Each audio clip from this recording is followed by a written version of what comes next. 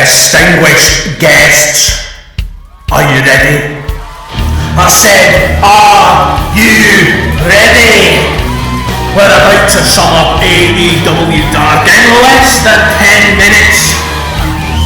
Making his way to the ring from Liverpool, England, he is your Crossroads Wrestling World Heavyweight Champion, the Crossroads Kid, Tom, a.k.a. Murphy. All right, hey, calm down. Happy Wednesday, my name is Tom, aka Murphy Rhodes, and this is the only Scout wrestling podcast in the world. It's a warm day. I've heard terrifying stories that it's flying ant day down south in London, Bristol, etc. And I am cowering indoors in case they come to Liverpool and come for me. It's Dynamite night, and you can expect a full review of that on the Crossroads Wrestling podcast tomorrow on Spotify, Apple Podcasts, plenty of others. If you want to find us on your favourite streaming platform, just head to crossroadswrestling.weebly.com. Again, I haven't got my own domain name because I'm cheap. Remember, you can follow us at Crossroads Wrestling without the G on Instagram, Twitter. We have a Facebook page as well, and you can follow me at the Murphy Rhodes. So let's talk about AEW Dark. I'm going to make these episodes quicker. I feel like less people are watching the AEW Dark reviews and listening to them than the Dynamite reviews. So we'll try and do a quicker summary, but I'm not going to skimp on quality, you know. So I'm just going to talk and see what happens, but they're mostly summaries if you haven't watched. So the first matchup was Robert Antony versus Brian Cage. I saw Robert Antony ask for this match on Twitter, much to my dismay, because I like the guy and didn't want to see him murdered. He did say on Twitter he would give him a fight. I mean, he did give Brian Cage a fight if the fighter was a drunken, one-legged, completely blind pensioner. Robert attacked him as soon as the bell rang. He attacked him, and then Brian Cage did what Brian Cage does, and well, he absolutely ruined him. That was it. That was the whole match. He ruined him, and then it was over. So Robert Antony, 10 out of 10 for bravery. I give you a match about a 2 out of 10, and that's, you know, in the category of matches under 5 seconds. So, good effort, mate. Better luck next week. Then we had David Ali and Fearless Musa in a tag match against Frankie Kazarian and Christopher Daniels of SCU. SCU won.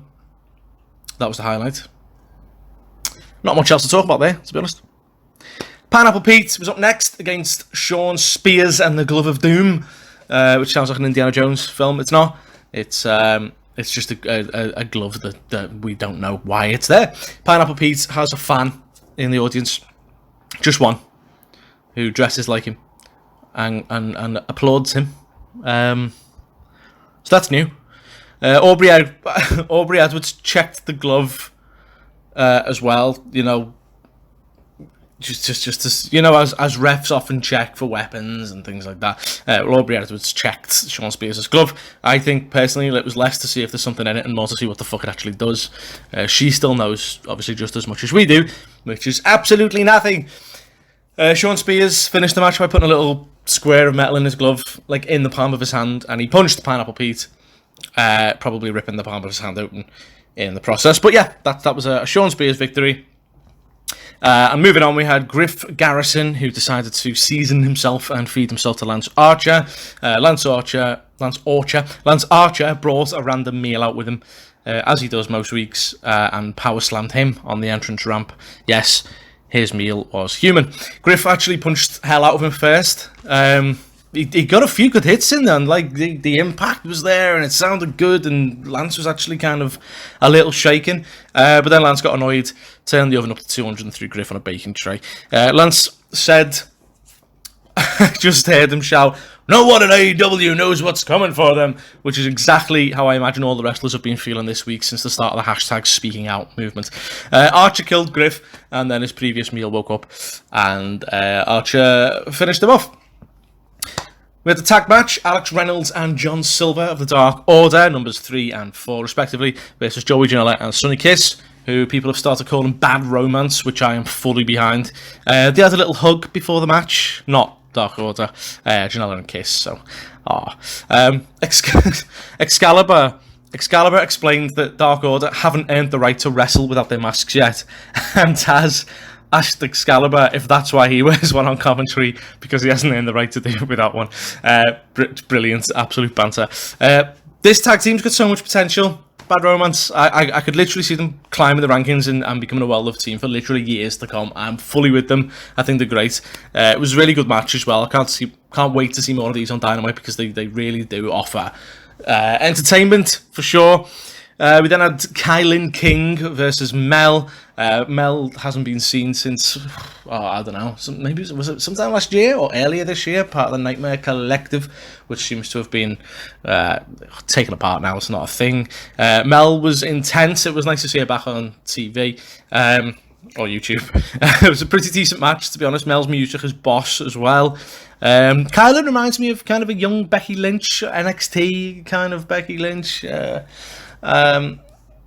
You know, she's got kind of gimmick where in 5 years' time we can see her looking back and thinking, oh, look at me there. I think she could really maybe come into herself. But yeah, decent match overall.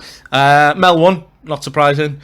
Next up we had LiJabba Johnson. It's not his name, it is his name.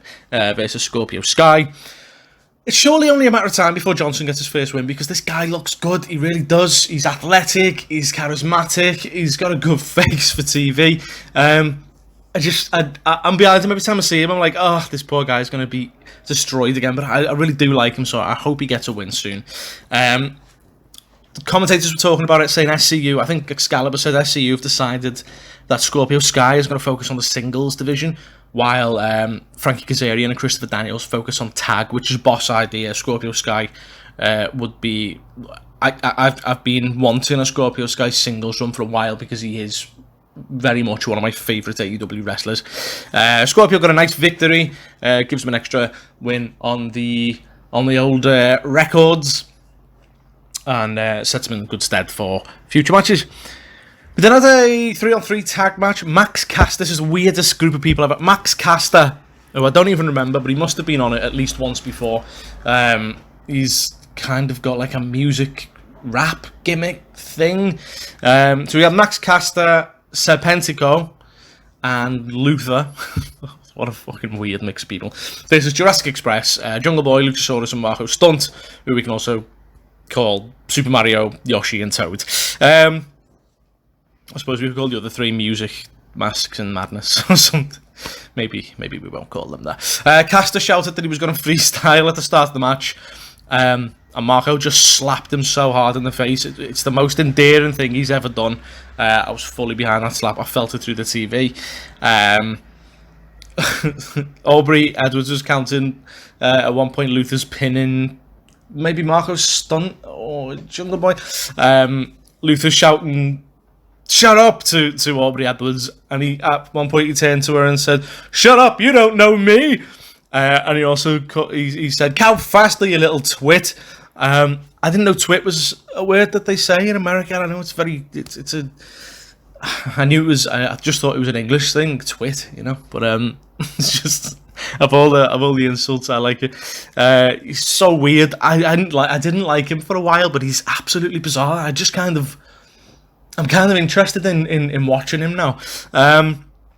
Jungle Boy finished the match by making Max Caster tap with an STF, or some variation thereof. Our main event was Peter Avalon with Leva Bates versus Orange Cassidy. Yes, I want an Orange Cassidy beach towel.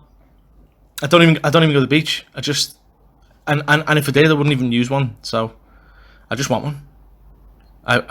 I just want one. They look awesome. Avalon threw Cassidy's shades off during a headlock, and a couple of minutes later, the referee put them back on for him, which was a nice touch. I love watching Orange Cassidy matches because you know it's not only going to be a decent match, but it's going to be so much comedy in there. It's just I look forward to them every time. Orange Cassidy won with sort of like a flying forearm smash to the face.